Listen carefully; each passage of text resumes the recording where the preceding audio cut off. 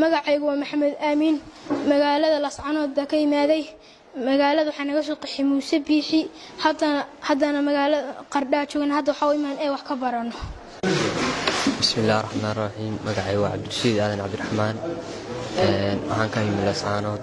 waxaan joogaa Qardho waxaa si qurux badan leeyahay soo dhaweeyay waxbarashadii dib uga sii galowday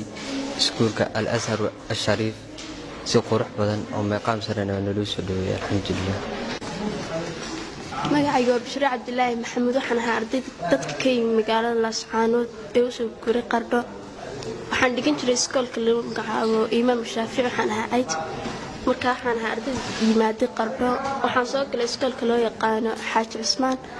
maasha Allah ardayda dhigata si fiican bay noo soo dhaweeyeen macallimiintu wayna caawiyeen sidoo kale casharadii ardayda way naga caawiyeen ka alxamdulillah kuraasna way noo kaceen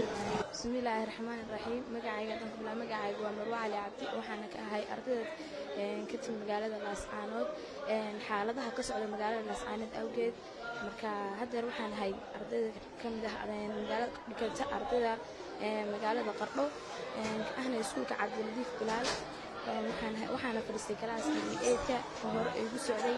alxamdulillah waxaana ku farxsanahay inay si wanaagsan ay ugu socoto aniga waxbarashadii